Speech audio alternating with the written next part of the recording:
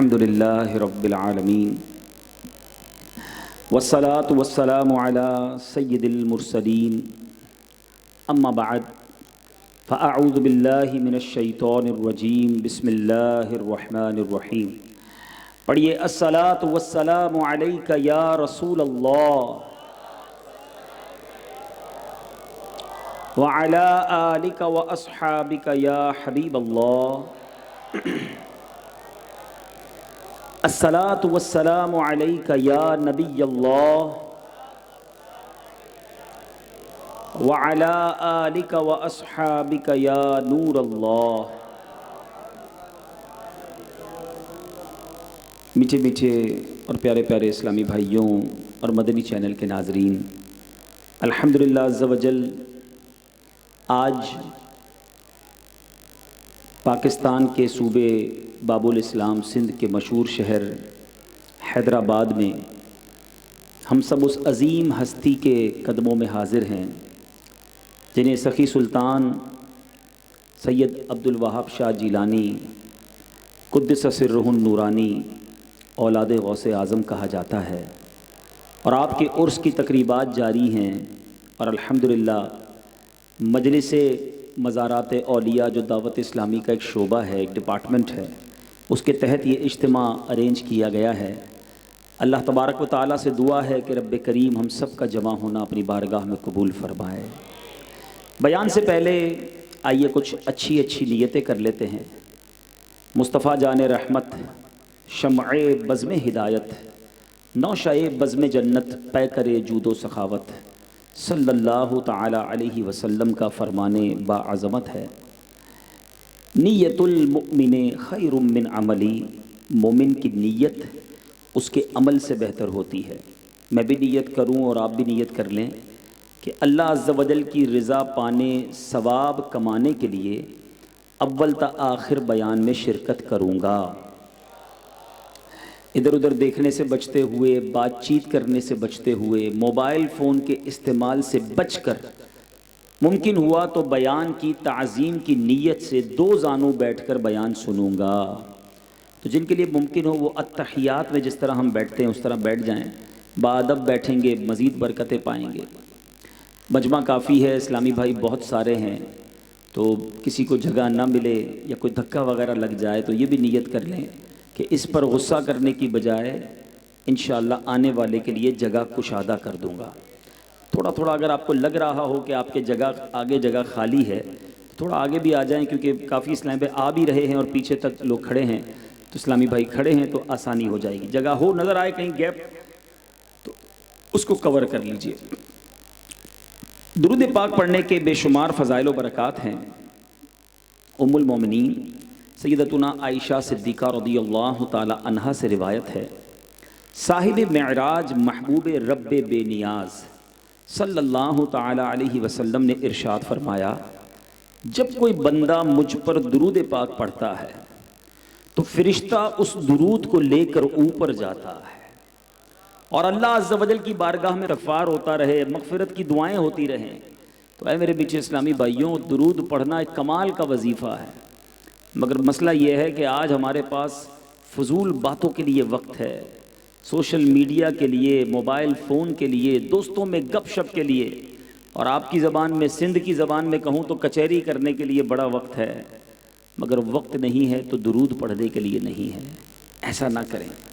اپنی زندگی میں درود پاک کو ایسا شامل کر لیں کہ روزانہ ایک مقررہ تعداد، ایک پرٹیکولر کوانٹٹی میں درود پاک پڑھیں.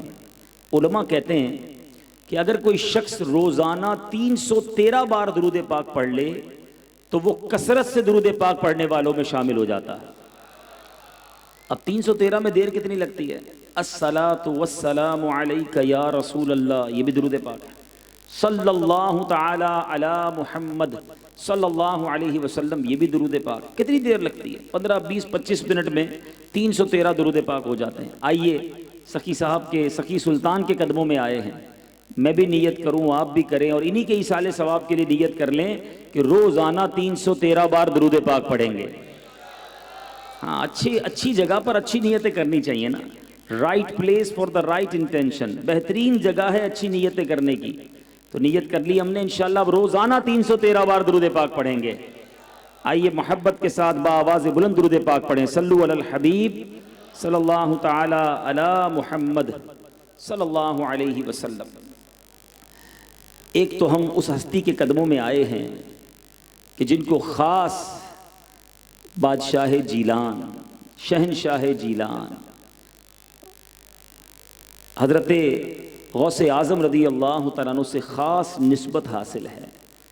میر میراں پیر پیراں الشیخ عبد القادر جیلانی رضی اللہ تعالیٰ عنہ کی اولاد سے حضرت سخی سلطان سید عبد الوہاب شاہ جیلانی رحمۃ اللہ تعالیٰ علیہ ہیں. حیدرآباد میں ان کا آنا یہ اس پورے خطے کے لیے بہت بڑی نعمت ہے. ایک روایت کے مطابق آپ 8ویں صدی اور ایک روایت ایسی ملتی ہے کہ آپ 10ویں صدی میں اس دنیا سے آپ نے وصال فرمایا. یعنی 400 سے 600 سال یہ پرانے بزرگ ہیں. اور غوث پاک سے ان کو نسبت مدینہ منورہ بغداد معلیٰ میں برکتیں لینے کے بعد ایک پیر کامل بن کے یہاں تشریف لائے. اس زمانے میں جو دین کی خدمت کرنی تھی تو کی، لیکن اس کے بعد بھی آج ان کا دربار بھی فیضان لٹا رہا ہے. دنیا کے کونے کونے سے لوگ سخی کے دربار پر آتے ہیں اور ان کی سخاوت کا دریا ایسا بہتا ہے کہ آج بھی لوگوں کی جھولیاں ان کے کرم سے بھر دی جاتی ہیں. جس پیرانے پیر سے ان کو نسبت ہے یقیناً سارا عالم ہی ان سے محبت کرتا ہے. غوث اعظم کی تو کیا بات ہے. بریلی کے تاجدار نے جب شان غوث اعظم بیان کرنا چاہی تو کیا خوب لکھا، واہ کیا مرتبہ اے غوث ہے بالا تیرا، واہ کیا مرتبہ اے غوث ہے بالا تیرا، اونچے اونچوں کے سروں سے قدم آلا تیرا، سر بھلا کیا کوئی جانے کہ ہے کیسا تیرا. غوث پاک کے مبارک چہرے اور سر کی بات تو چھوڑو، سر بھلا کیا کوئی جانے کہ ہے کیسا تیرا، اولیاء ملتے ہیں آنکھیں وہ ہے تلوا تیرا. غوث اعظم کے غلاموں کو خوف نہیں ہوتا، مرید نہیں گھبراتے. اعلیٰ حضرت لکھتے ہیں کیا دبے جس پہ حمایت کا ہو پنجا تیرا، کیا دبے جس پہ حمایت کا ہو پنجا تیرا، شیر کو خطرے میں لاتا نہیں کتا تیرا. اس پیرانے پیر کی خاص نسبت انہیں حاصل ہے اور مہینہ بھی 11ویں کا ہے. آئیے غوث اعظم رضی اللہ تعالیٰ عنہ کی زندگی میں آپ نے بڑی کرامتیں سنی ہیں، آپ کی زندگی میں کے بڑے واقعات آپ نے سنے ہیں، مگر آج غوث پاک کی زندگی کا ایک انوکھا پہلو، ایک یونیک ایکسپیکٹ، وہ بات جو نارملی ہم غوث پاک کی سیرت سے نہیں سنتے. میں نے سوچا کہ کرامتیں تو سارا مہینہ ہم سنتے رہے، کیوں نہ کچھ آج ایسی بات کی جائے کہ جتنے اجتماع میں آئے ہیں اور جتنے مدنی چینل پر مجھے سن رہے ہیں وہ کچھ ایسی نیت کر کے کچھ ایسا طریقہ اپنا کے جائیں کہ آج کے بعد ہماری زندگی میں ایک شاندار اور خوبصورت اضافہ ہو جائے، ہماری عادت میں ایک تبدیلی آ جائے. پہلے سمجھیے کہ غوث پاک کا مرتبہ کیا ہے، غوث پاک کا اسٹیٹس کیا ہے. آپ وہ عظیم ہستی ہیں، دنیا کے میں کئی اولیاء کرام آئے ہیں. آپ اگر اولیاء کرام کی سیرت پڑھیں نا، بہت سارے اولیاء کرام آئے ہیں. بہت سارے اولیاء کرام ایسے ہیں کہ جن کی زندگی میں ایک تبدیلی آئی، انہوں نے توبہ کی اور اللہ نے انہیں ولایت عطا فرما دی. مثال کے طور پہ حضرت فضیل بن عیاض رضی اللہ تعالیٰ عنہ بہت بڑے اللہ کے ولی ہیں، مگر آپ توبہ کرنے سے پہلے ڈاکو تھے. آپ ڈاکہ ڈالا کرتے تھے، لوگ ڈرتے تھے آپ سے، مگر آپ نے جب سچی توبہ کی اللہ نے اپنا ولی بنا دیا. حضرت حبیب عجمی رحمۃ اللہ تعالیٰ علیہ، آپ بہت بڑے اللہ کے ولی ہیں، مگر توبہ کرنے سے پہلے آپ سود کا کاروبار کرتے تھے، آپ نے سچی توبہ کی اللہ نے اپنا ولی بنا لیا. حضرت جنید بغدادی کو کون نہیں جانتا، آسمان ولایت کے چمکتے ہوئے ستارے ہیں، مگر آپ کی سیرت کو پڑھیں تو ایک روایت کے مطابق آپ اس لائن پر آنے سے پہلے، ولایت اور عبادت اور ریاضت اور نیکیوں والی زندگی پر آنے سے پہلے آپ پہلوانی کیا کرتے، کشتی کیا کرتے تھے، مگر سچی پکی توبہ کی، اللہ کی طرف رجوع لائے، اللہ نے اپنا ولی بنا لیا. پتہ کیا چلا؟ یعنی رب تعالیٰ کی رحمت دیکھو، نعمت دیکھو.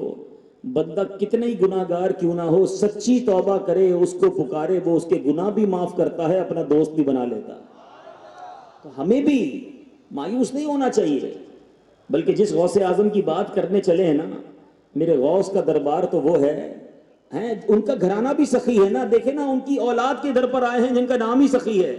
جو ساری دنیا میں سخی مشہور ہیں، جو تم سے نہ مانگوں تو پھر کس سے مانگوں، تمہارا تو سارا گھرانہ سخی ہے۔ تو غوث پاک تو ایسے سخی اور ایسے دیالو، ایسے بانٹنے والے کہ آپ کے در پر ایک بار چور آیا، چوری کرنے کی نیت سے آیا تھا، مگر میرے غوث نے اس پر نگاہ ڈالی، اس نے توبہ کی، غوث پاک نے دعا کی، اللہ نے اسے قطب بنا دیا۔ سیکھنے کو کیا ملا؟ سچی توبہ بندے کی زندگی پلٹا دیتی ہے۔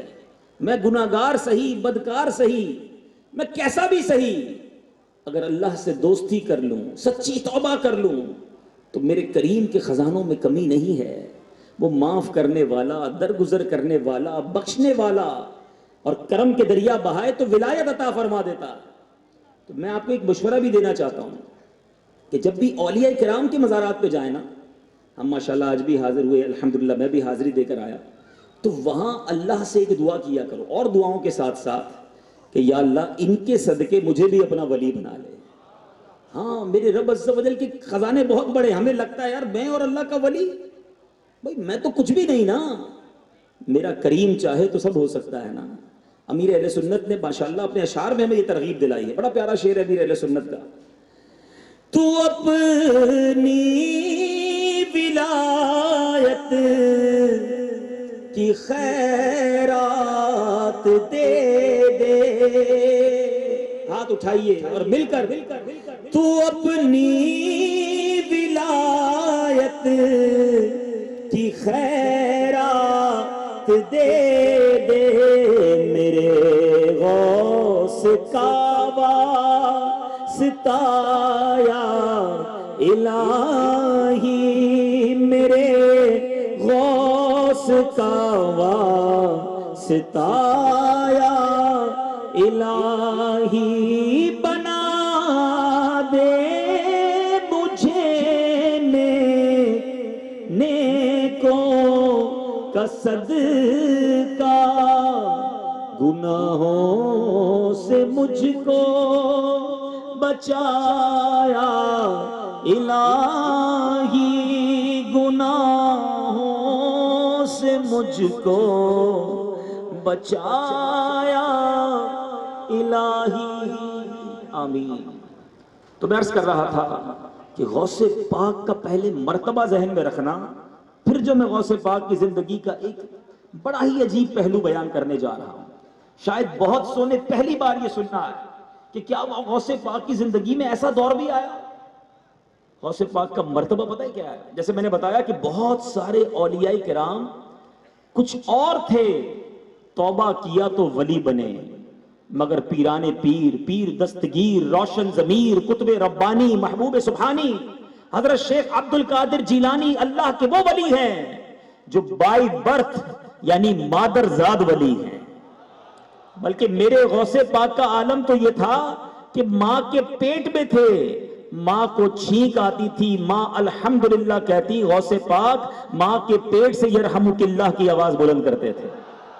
یعنی کمال دیکھیں، آپ جس دن پیدا ہوئے، مرتبہ دیکھو میرے پیر کا، یکم رمضان، پتہ بھی ہونا چاہیے غوث پاک کب پیدا ہوئے، یکم رمضان، پیر کا دن، صبح صادق۔ جب بچہ پیدا ہوتا ہے نا تو فوری طور پر کوشش کی جاتی ہے اس کو ماں کا دودھ پلا دیا جائے، فرسٹ فیڈ کروا دیا جائے، مگر غوث پاک رضی اللہ تعالیٰ عنہ نے دودھ نہیں پیا۔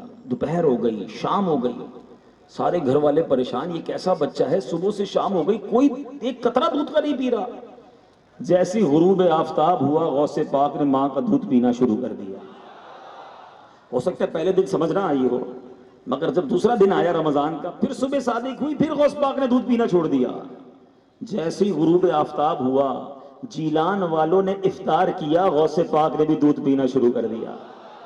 اب وہ ریئلائز ہوا کہ جناب اس بچے نے تو پہلے دن سے ہی روزہ رکھنا شروع کر دیا ہے۔ امیر اہل سنت لکھتے ہیں نا، چھوڑا ہے ماں کا دودھ بھی ماہ سیام میں، چھوڑا ہے ماں کا دودھ بھی ماہ سیام میں، اس مرد با صفا کو ہمارا سلام ہو۔ مگر ایک بات سنیے، سارے دیوانے غوث کے بیٹھے ہیں، دنیا بھر میں مجھے سنا جا رہا ہے، یہ بیان اس وقت لائیو جا رہا ہے۔ اے غوث پاک کے چاہنے والوں، اے 11ویں منانے والوں، اے قادریوں، ذرا سنو، جس پیرانے پیر سے محبت کرتے ہو وہ تو پیدا ہوتے ہی روزے رکھنا شروع کر دیں۔ اور ہم فرض روزے چھوڑ دیں؟ کیا غوث پاک کا چاہنے والا رمضان کے روزے قضا کر سکتا ہے؟ سوچئے، سیرت غوث سے کچھ تو لیجئے نا۔ آؤ نیت کرتے ہیں آج کے بعد رمضان کا کوئی روزہ قضا نہیں ہوگا، بلکہ جو قضا ہو گئے جن کے توبہ بھی کریں اگر بغیر کسی شرعی مجبوری کے، اور نیت کریں ان سب کا کیلکولیشن کر کے، ان کا حساب کر کے سارے پھر ادا بھی کریں گے انشاءاللہ۔ آگے چلتے ہیں، مرتبہ بتا رہا ہوں۔ غوث پاک جس دن پیدا ہوئے نا جیلان شہر میں، یہ قصبہ بغداد کے قریب ہے، جہاں پیدا ہوئے، اللہ تبارک و تعالیٰ کی کرم نوازی دیکھو، جیلان میں اس دن 1100 بچے پیدا ہوئے، اور 1100 کے 1100 لڑکے پیدا ہوئے، اور اللہ نے ان سب کو اپنا ولی بنا لیا۔ پیران پیر کی آمد تو کیا ہوئی، ولایت بٹنا شروع ہو گئی، اور یہ فیضان ایسا جاری ہے۔ علماء کرام کہتے ہیں آج بھی، جی ہاں، سینکڑوں برس گزر گئے، آج بھی دنیا میں اگر کوئی ولی بنتا ہے، کسی کو ولایت ملتی ہے، تو بغداد والے غوث کے در سے ملتی ہے۔ تو یہ مرتبہ ہے، اتنا بڑا مقام ہے، ٹھیک ہے؟ اب ذرا غور سے دل تھام کے سننا، کہ جس کا اتنا بڑا مقام ہو، جو رب کی بارگاہ میں اتنا مقرب ہو، آپ دعا کریں تو کشتی دریا سے باہر آ جائے، آپ دعا کریں تو لوگوں کی مصیبتیں ٹل جائیں، مگر خود غوث اعظم پر کیسی کیسی مصیبتیں آئیں، غوث اعظم رضی اللہ تعالیٰ عنہ پر کیسی کیسی مشکلیں آئیں۔ آج میں زندگی کا ایک ایسا پہلو بیان کرنے جا رہا ہوں، جی ہاں، آج بھی غوث پاک کا نام اللہ کی بارگاہ میں وسیلے کے طور پر پیش کیے جائے تو رب کریم اس عظیم بزرگ کی برکت سے ہماری مشکلیں ٹال دیتا ہے، مگر خود پیران پیر سیدی غوث اعظم رضی اللہ تعالیٰ عنہ کی حیات طیبہ میں آپ نے کتنی مشکلیں اٹھائیں، ذرا غور سے سنیے گا۔ سرکار غوث پاک رضی اللہ عنہ فرماتے ہیں کہ میں شہر میں جب رہتا تھا، بغداد شہر میں جب چلے گئے تھے، ایسا وقت بھی آیا کہ آپ فرماتے ہیں کہ میں گرے پڑے ٹوٹے یا جنگل کی کوئی گھاس پتی اٹھا کر کھا لیا کرتا تھا۔ کئی سال فاقے سے گزرے، فرماتے ہیں، اور جب دیکھتا کہ میں کوئی گھاس پھوس اٹھا لوں تو دوسرے فقراء کو دیکھتا تھا کہ وہ بھی کوئی گری پڑی چیز اٹھانے آئے ہیں، تو میں اپنے اسلامی بھائیوں پر ایثار کر کے واپس آ جاتا، چھوڑ دیتا تاکہ یہ گھاس پھوس کھانے کا بچا ہوا ٹکڑا یہ کھا لے۔ بھوک کے اندر بھی ایثار ہے۔ آگے چلیے، فرماتے جب بھوک کے سبب کمزوری حد سے بڑھ گئی، قریب الموت پہنچ گیا، غوث پاک فرما رہے اتنا بھوک لگی، کھانا کئی دنوں سے نہیں کھایا تھا، اب ایسا لگا مر جاؤں گا، تو کہتے ہیں میں نے پھول والے بازار سے ایک کھانے کی جو چیز زمین پر پڑی تھی اٹھائی اور ایک کونے میں جا کر بیٹھ گیا کہ وہ گری پڑی چیز اٹھا کر کھا لوں۔ کہتے ہیں اتنے میں ایک عجمی نوجوان آیا، عجمی کہتے ہیں جو عربی نہ ہو، ہم سارے عجمی ہیں، ٹھیک ہے، یعنی ایک عجمی نوجوان آیا اور اس کے پاس تازہ روٹیاں تھیں اور بھنا ہوا گوشت تھا، وہ بیٹھ کر کھانے لگا، تو کہتے ہیں میرے برابر میں بیٹھ کر تازہ گوشت کھا رہا ہے، گرم روٹی کھا رہا ہے، اور میرا بھوک سے برا حال ہے۔ غوث پاک فرماتے میری بھوک اور بڑھ گئی، شدت بڑھ گئی، ایسی حالت ہو گئی کہ جب وہ نوجوان لقمہ اٹھا کر اپنے منہ میں ڈالتا تھا تو غوث پاک فرماتے بے اختیار میرا بھی جی چاہتا کہ میں اپنا منہ کھولوں اور میرے منہ میں یہ لقمہ ڈال دیں۔ سوچو کبھی زندگی میں ایسی بھوک ہم میں سے کس نے برداشت کی ہے؟ ہم میں سے کون ہے جس نے زمین سے اٹھا کر ٹکڑے کھائے؟ اے قادریوں، میرے پیر، ہم سب کے بڑے پیر نے یہ وقت گزارا ہے۔ آگے سنتے جاؤ۔ اب کہتے ہیں آخر میں نے اپنے نفس کو ڈانٹا، منہ کھولنے کا جی چاہا نا تو نفس کو ڈانٹا کہ اے نفس بے صبری نہ کر، بے صبری مت کر، اللہ میرے ساتھ ہے، چاہے موت کیوں نہ آ جائے میں اس نوجوان سے مانگ کر نہیں کھاؤں گا۔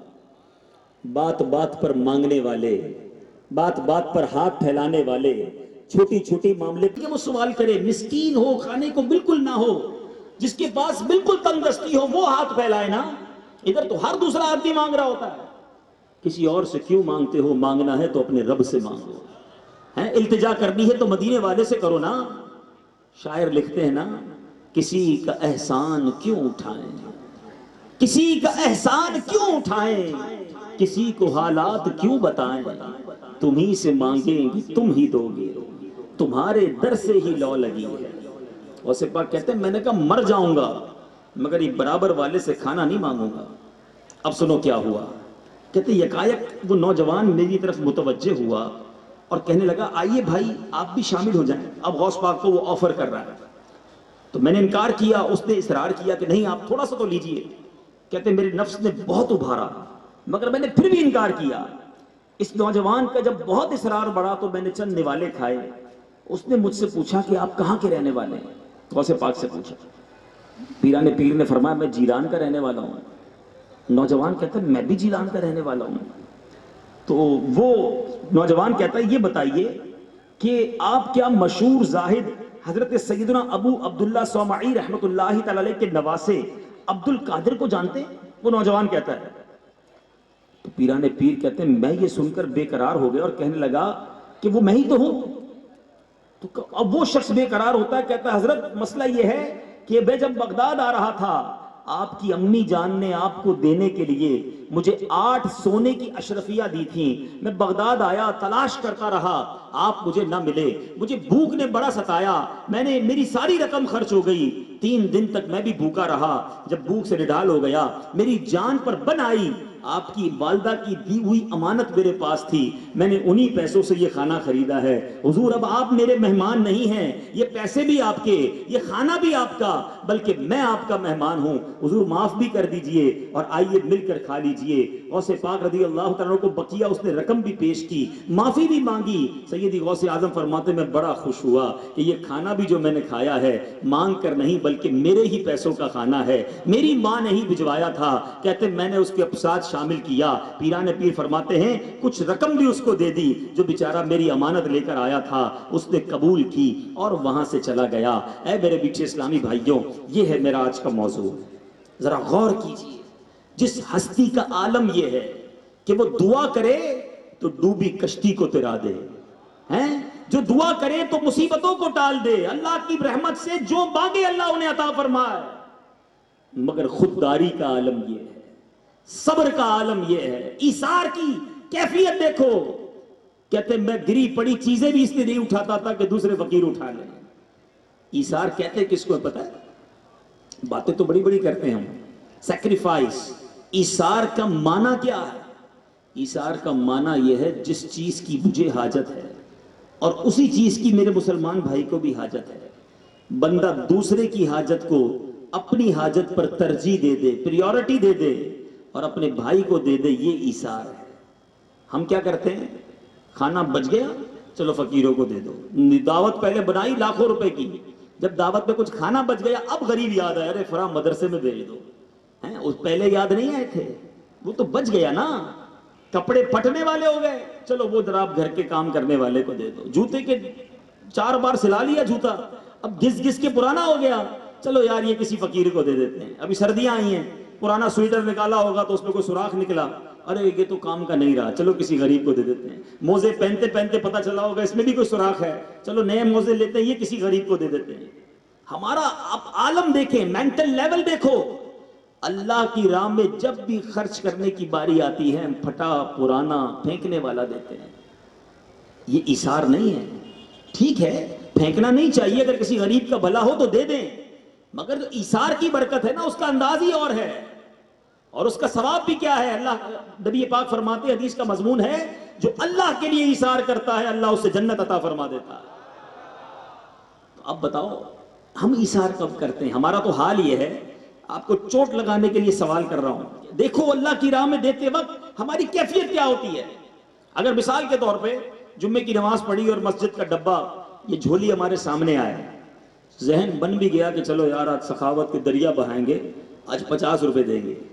ہاں ہماری سخاوت بھی مسجد کے لیے 50 روپے کی ہے, اس سے زیادہ کی نہیں ہے. 100 روپے دیے تو شاید 15 آدمی کو بھی بتاتے ہوں گے میں نے 100 روپے دیے ہیں آج مسجد میں. بہرحال 50 دیے یا 100 روپے دیے, کرتے کیا ہیں؟ جیب سے پیسے نکالے, پرس ہے تو پرس نکالا, ڈبے میں ڈالتے ہوئے جیب میں 2 50 کے نوٹ ہیں, ایک پرانا والا ایک نیا والا. اپنے دل سے پوچھو مسجد کے ڈبے میں کون سا ڈالتے ہو؟ حالانکہ جو پرانا والا نوٹ ہے نا وہ بھی 50 کا ہے, نیا والا نوٹ 51 کا نہیں ہے, اس کے بھی 50 ہی ملنے ہیں. مگر اللہ کی راہ میں دینا ہے تو پرانا نوٹ دینا ہے. اور آگے چلو اور مثال دیتا ہوں, گھر میں 2-3 بچے ہوں, 4 بیٹے ہوں, بڑا ایک بچہ ذہین, اسکول میں بھی سبق سارے یاد کرتا ہے, بڑا شریف, بندہ کہتا ہے یار یہ میرا بچہ بریلینٹ مائنڈ ہے، اس کو ڈاکٹر بناؤں گا. دوسرا بچہ گھر کے بھی پرزے ورزے ٹھیک کر لیتا ہے، بڑا ذہین، یار اس کا دماغ کل پرزوں میں بڑا چلتا ہے، اس کو انجینئر بنائیں گے. تیسرا بھی بڑا زبردست، ہاں بھائی اس کو جناب اکاؤنٹنٹ بنائیں گے. چوتھا بچہ بڑا شرارتی، تنگ کرنے والا، سبق بھی یاد نہ کرے، بلکہ چھوٹا موٹا اس کے پیر میں بھی پرابلم ہے، چل بھی صحیح نہیں سکتا. ہم کہتے ہیں اس کو مدرسے میں ڈال دو یار، اس کو مولوی بناؤ. اب خود سوچیں، اللہ کی راہ میں بھی بچہ وہ دینا ہے جو ہمارے کام کا نہیں ہے، پھر کدھر سے میں برکتیں ملیں گی؟ اور اس وجہ سے ایک اور پرابلم بھی بتاؤں آپ کو. لوگ کہتے ہیں کہ یار ہمارے علماء انٹلیکچوئلز نہیں ہیں، علماء زمانے سے ہم آنگ نہیں ہے، اتنی زبردست اپروچ نہیں ہے. میں آپ سے پوچھتا ہوں، آپ نے مدرسوں کو کون سا مٹیریل دیا ہے؟ دو نا اپنے خاندان کا سب سے ذہین بچہ، اپنے خاندان کا سب سے بریلینٹ بچہ، کہ اس کو انشاءاللہ حافظ قرآن اور مفتی بناؤں گا. پھر وہ دیکھو بچہ دنیا میں جا کے دین کی کیسی خدمت کرتا ہے. ہم اللہ کی راہ میں جب بھی دینے کی باری آتی ہے کمزور چیز دیتے ہیں. یہ کیا محبت ہے رب سے؟ اپنے بچوں کو دیتے ہو کمزور چیز؟ پھٹا ہوا موزہ کبھی بچے کو دیا ہے؟ اپنی فیملی کو کھانا کھلانے کے لیے کبھی بچا ہوا کھانا لائے ہو؟ اللہ کی راہ میں جب دینے کی باری آئے گی سب سے کمزور چیز نکالتے ہو. قرآن کے 4 پارے کی پہلی آیت ہے لن تنالوا البر حتى تنفقوا مما تحبون. اللہ فرماتا ہے تم اس وقت تک بھلائی کو نہیں پہنچ سکتے جب تک اپنی پیاری چیز راہ خدا میں خرچ نہ کرو. بہترین چیز ہم تو نہیں کرتے ایسا، مگر پیران پیر کا عالم دیکھو، بھوک سے برا حال ہے، ٹکڑے اٹھاتے ہوئے بھی سوچ رہے ہیں کسی کا بھلا ہو جائے. آج ہم کہتے ہیں میرا بھلا ہو جائے، کسی کا بیڑا غرق ہوتا ہو تو ہو جائے. جن ولیوں کے درباروں پہ آئے ہو نا، سخی سلطان کے در پر آنے والوں سنو، ان ولیوں کے دل بڑے ہوتے تھے، یہ درگزر کرنے والے ہوتے تھے، یہ ایثار کرنے والے، یہ اللہ کے بندوں کا اچھا سوچنے والے. آج مزاروں سے بھی فیض لٹا رہے ہیں، مگر آج ہمارا ذہن یہ بن چکا ہے بس یار میرا کام ہونا چاہیے، کسی اور کی بات نہیں کرو. اتنا خود غرضی والا ذہن ہے، گاڑی پارک کرتے وقت بھی ذہن یہ ہوگا میری گاڑی لگ جائے بلے 2 کی گاڑیاں رک جائیں. نہ کرو ایسا.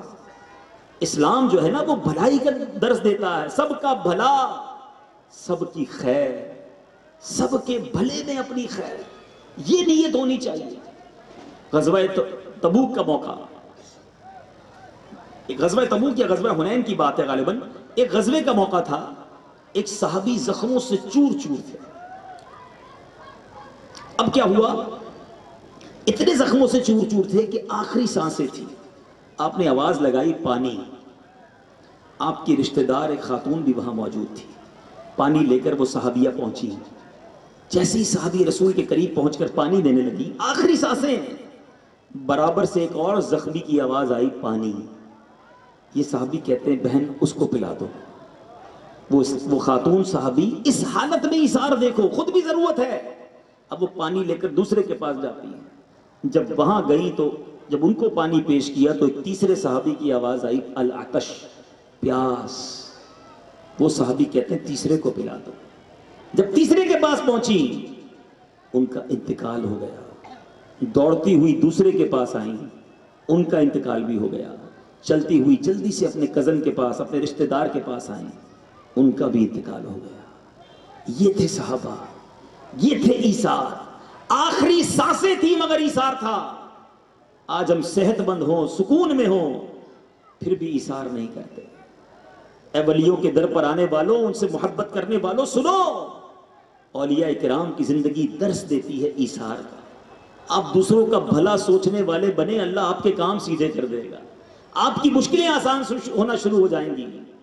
اور پھر اس واقعے سے ایک اور بات سیکھنے کو کیا ملی کہ غوث پاک میں صبر کتنا تھا. کتنے کتنے دن کے فاقے تھے، مگر اس مرد کلندر کی زبان پر شکوہ نہیں تھا. یاد رکھو، زبان پر شکوہ رنجو علم لایا نہیں کرتے، زبان پر شکوہ رنجو علم لایا نہیں کرتے، نبی کے نام لیوا غم سے گھبرایا نہیں کرتے. چھوٹی چھوٹی بات پر گھبرا جاتے ہو، چھوٹی چھوٹی باتوں پر شکوے شروع کر دیتے ہو. تھوڑا سا کاروبار کم ہو جائے، تھوڑے پیسے کھو جائیں، کوئی نقصان پہنچ جائے، شکوے، شکایات، واویلا. ارے صبر پھر کس شے کا نام ہے؟ مصیبت آئی ہے، پریشانی آئی ہے، کوئی ڈیفیکلٹی آئی ہے، صبر کرو نا. نبی پاک کی زندگی کیسی صبر والی، کربلا والوں کی باتیں کرتے ہیں کربلا والوں کا صبر کیسا تھا. کسی ایک شہید کربلا نے کہا کہ یا اللہ ایسا کیوں ہو رہا ہے ہمارے ساتھ؟ کسی کی زبان پر شکوہ نہیں تھا. امام حسین کے چاہنے والوں، انہوں نے سر کٹا دیا مگر شکوہ نہیں کیا. آج ہمیں چھوٹی سی تکلیف ہو تو شکوہ، شکایت دنیا بھر کو بتاتے ہیں، سب کو بتاتے ہیں میرا نقصان ہو گیا، میرا پرابلم ہو گیا، میرے سر میں درد ہو گیا، میرے پیٹ میں درد ہو گیا، میری دکان میں یہ مسئلہ ہو گیا، میری موٹر سائیکل چوری ہو گئی، میرا موبائل چلا گیا. مجھے ایک بات بتائیے، آپ کسی کو کچھ بھی بتا دیں کیا وہ لوٹا دیتا ہے؟ بتانے کا کوئی فائدہ نہیں، تمہارا ثواب ہی چلا جاتا ہے. تمہارے صبر کا جو ثواب تھا وہ گیا. لوگ کہتے ہیں سارے زمانے کو بتا کر پھر کہتے ہیں اب کیا کر سکتے ہیں، صبر ہی کر رہے ہیں. اب آپ صبر نہیں کر رہے. صبر یہ تھا، یہ جو بڑا خوبصورت ایک جملہ ہے نا، صبر جمیل. کسی کو پتہ ہے صبر جمیل ہے کیا؟ یہ کسی جمیل بھائی کا صبر نہیں ہے. ہاں سنو، آج سمجھ لو صبر جمیل. بہت بڑی بڑی باتیں لوگ کرتے ہیں، اللہ آپ کو صبر جمیل دے. اس سے کبھی پوچھنا صبر جمیل کا معنی تو بتا دیں. صبر جمیل یہ ہے کہ آپ مصیبت زدہ اور غیر مصیبت زدہ میں فرق نہ کر سکیں. آپ پتہ ہی نہ چلے کہ بندہ مشکل میں ہے، نہ اس کا چہرہ بتائے نہ اس کا انداز بتائے. میں جانوں، میرا رب جانے. میں کیوں کسی کو بتاؤں میرا کیا نقصان ہو گیا ہے؟ اچھا ایک سوال ہے، ویسے نقصان ہو تو سب کو بتانا ہے، فائدہ ہو تو کبھی بتاتے ہو کسی کو؟ گھر جا کر بھی فوراً بتائیں گے گھر والوں کو مارکیٹ بہت ڈاؤن ہو گئی ہے، بہت نقصان ہو گیا ہے، مال نہیں بک رہا ہے، تاکہ گھر والے خرچے کم کر دیں. لیکن جس دن آپ کی بکری اچھی ہوتی ہے اس دن گھر والوں کو جا کے بتایا بڑا اچھا بزنس ہوا ہے. ہم نہیں بتاتے، گھر والے خرچہ شروع کر دیں گے. کوئی اچھی چیز لوگوں کو نہیں بتانی. اللہ نے اتنی نعمتیں دی ہیں، ذرا سا نقصان ہو جائے سب کو بتانا ہے. حضرت رابعہ بصریہ رضی اللہ تعالیٰ عنہ، دیکھو اللہ والے اور اللہ والیہ کیسی ہوتی تھی. حضرت رابعہ بصریہ بہت بڑا نام ہے، ولایت کی بہت اونچی منزل پر ہے. ایک بار آپ نے ایک شخص کو دیکھا سر پر پٹی بندھی ہوئی تھی. تو حضرت رابعہ بصریہ نے کہا کیوں باندھی پٹی؟ کہ حضور سر میں درد ہے اس لیے باندھی ہے. بڑی کمال کی بات کی. فرماتی کبھی صحت کی پٹی بھی باندھی تھی؟ سمجھ آئی بات؟ کہ اللہ نے تجھے اتنے دنوں تک صحت مند رکھا، کسی کو نہ بتایا. آج تھوڑا سا درد آیا ہے تو سب کو بتانے لگا ہے. ہاں کسی کو کیوں بتاؤں میں کہ میں کس مشکل میں ہوں، میں کس پریشانی میں ہوں. اے میرے میٹھے اسلامی بھائیوں، بچپن سے ایک آیت یاد ہے، ان اللہ مع الصابرین. یاد ہے کہ نہیں یاد ہے؟ اللہ صابروں کے ساتھ ہے. ارے جس کے ساتھ رب ہو جائے اس کی مشکل کب رہے گی؟ صبر کرو نا، رب ساتھ ہو جائے گا، رب کی رحمت ساتھ ہو جائے گی. مگر صبر ہی تو نہیں آتا. آؤ اے پریشانوں، اے بیماروں، اے مصیبت زدوں، غور سے سنو. یہ بیماریاں، یہ پریشانیاں، صبر کرو نا تو کتنی بڑی نعمت ہے. اللہ تبارک و تعالیٰ اپنے بندوں کو آزماتا ہے اور پھر اس پر کیا کیا نعمتیں عطا فرماتا ہے. قرآن مجید فرقان حمید میں ہمیں بہت پہلے کہہ دیا گیا کہ ہمارا ٹیسٹ ہوگا. قرآن فرماتا ہے سورہ بقرہ آیت نمبر 155 میں، وَلَنَبْلُوَنَّكُمْ بِشَيْءٍ مِّنَ الْخَوْفِ وَالْجُوعِ وَنَقْصٍ مِّنَ الْأَمْوَالِ وَالْأَنفُسِ وَالثَّمَرَاتِ وَبَشِّرِ الصَّابِرِينَ. ترجمہ کنز ایمان، اور ہم ضرور تمہیں آزمائیں گے کچھ ڈر اور بھوک سے، کچھ مالوں اور جانوں اور پھلوں کی کمی سے، اور خوشخبری سنا صبر والوں کو. یہ ٹیسٹ ہوتا ہے ہمارا. بیماری آتی ہے، مال کم ہو جائے گا، صحت میں کمی آئے گی، واقعی نقصان ہوگا. یہی تو ٹیسٹ تھا نا. مگر اس امتحان میں لوگ ناکام ہو جاتے ہیں، واویلا کرتے ہیں، شکوہ کرتے ہیں، بلکہ معاذ اللہ اتنا آگے بڑھ جاتے ہیں کہ اس شکوے شکایات میں کفر یا کلمے بھی کہہ جاتے ہیں. ایک مصیبت تو بیماری کی آئی تھی، اس سے بڑی مصیبت یہ آئی کہ ایمان بھی چلا گیا. نہ کرو شکوہ، نہ کرو شکایت، صبر کرو، اللہ تمہیں اس کا بہت بہترین اجر عطا فرمائے گا. پیارے آقا علیہ الصلوۃ والسلام کی حدیث پاک سنیے. نبی پاک علیہ الصلوۃ والسلام ایک بار صحابہ کے پاس آئے، ارشاد فرمایا تمہارے ایمان کی علامت کیا ہے؟ پیارے آقا نے پہلے سوال کیا کہ کیا تم سب مومن ہو؟ تو امیر المومنین فاروق اعظم نے عرض کی جی ہاں یا رسول اللہ. فرمایا بتاؤ ایمان کی علامت کیا ہے؟ میں آپ سے بھی سوال کروں کون کون مومن ہے؟ سب کہیں گے ہم مومن ہیں، مسلمان ہیں. اب بتاؤ ایمان کی علامت کیا ہے؟ پیارے آقا نے صحابہ سے یہی سوال کیا. صحابہ عرض کرتے ہیں حضور آزمائش کے وقت ہم صبر کرتے ہیں، اللہ کے فیصلے پر راضی رہتے ہیں، جب اچھے حالات ہوتے ہیں تو اللہ کا شکر ادا کرتے ہیں. نبی پاک نے فرمایا رب کعبہ کی قسم تم مومن ہو. یہ 3 چیزیں اب نوٹ کر لو. مشکل آسانی آئے، فراخی آئے، رزق بڑھ جائے تو شکر کرنا چاہیے. تنگی آ جائے، مشکل آئے تو صبر کرنا چاہیے. اللہ کی طرف سے ہمارے لیے کوئی فیصلہ ہو تو اس پر راضی رہنا چاہیے. یہ مومن کی نشانی ہے. ہم ہر جگہ الٹا کر رہے ہیں. اب سنیے گا ذرا، اللہ آسانی دے تو کیا کرنا ہے؟ شکر کرنا ہے. کیا کرنا ہے؟ ہم کیا کرتے ہیں؟